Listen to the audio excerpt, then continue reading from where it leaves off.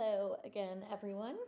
I am here to do my rebuttal on the topic I chose was why states should not give up their sovereignty to comply with international law. So I'm assuming my rebuttal is on the points that the other side made, like the people who chose that we should give up our sovereignty. I hope I'm doing that correctly, but those are the videos that I watched. So I will be taking points from there. Regardless, um, they're all valid, great points. Um, Humanitarian, like international law, obviously has done great stuff, and it can still do good stuff. Um, Obviously, like you said, the Geneva Conventions, Nuremberg trials, the UN programs helping poor people, um, and even arms control to protect the smaller states. Of course, those are positives.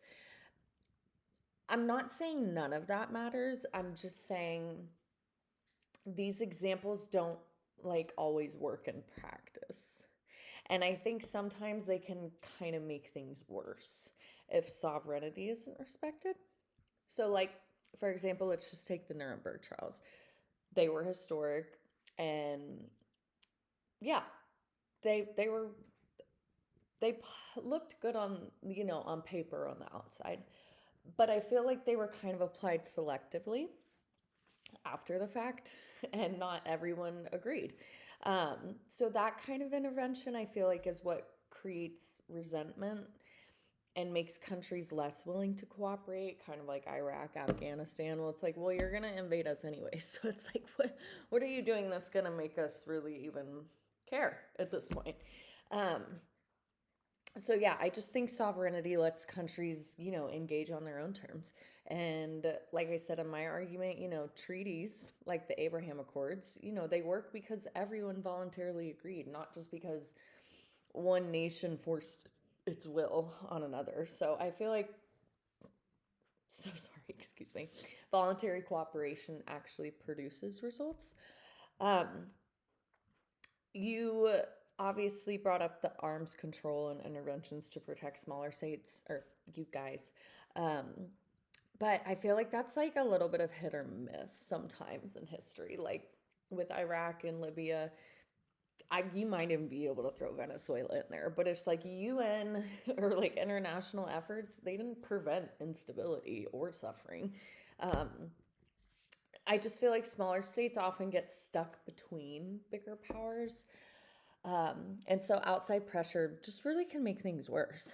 Um, I think real protection comes from just letting countries handle their own security while still being open to like agreements and partnerships and trade and economics, and this is where I get into this is where the economics comes in. So you have investment and economic engagement, and they actually, though, that has been proven to stabilize countries and keep the peace. And we saw, like, post the World War, like the US support for like Japan and Germany and South Korea, that all shows the economic cooperation, like it built stability without violating sovereignty.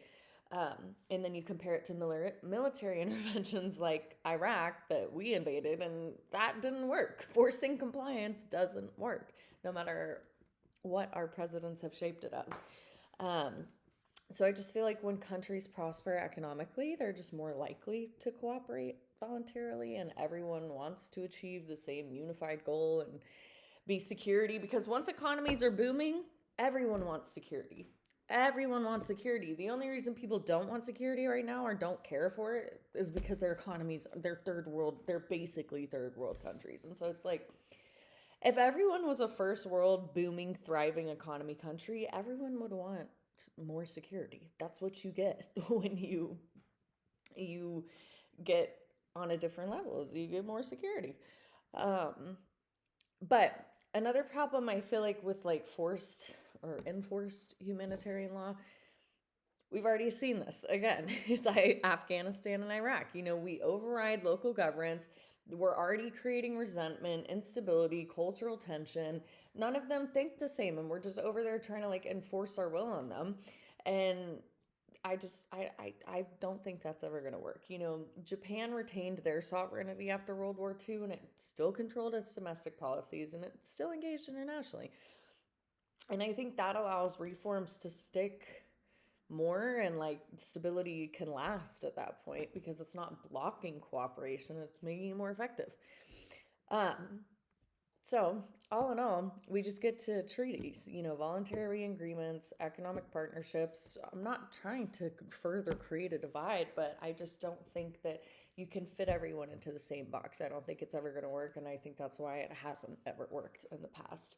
Um, so, yeah, treaties is the way to go. You know, they can still, the UN programs for the poverty relief and they can still do that, but it works best when countries choose to participate and they're not just like, you know, they're sovereign, they can negotiate on their own terms, protect their borders, and they're helping others at the same time.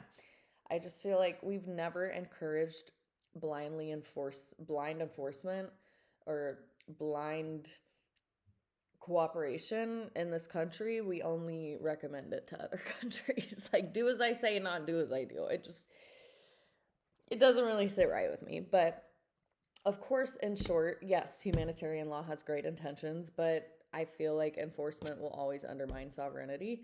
Um, yes, it can protect smaller states, but it doesn't reliably protect smaller states, because if the bigger states don't care to listen to the court, you're still not protecting the smaller states because the bigger states aren't listening to your jurisdiction, anyways. Um, I just think the smarter, more effective path is protecting sovereignty and engaging in making each other's economies better and trade and voluntary cooperation. I just think when countries can control their own policies, everyone's participating willingly, everyone benefits, it sticks, it works. But I'm already over again, so let me end this. You all made great points, though. I hope I did too.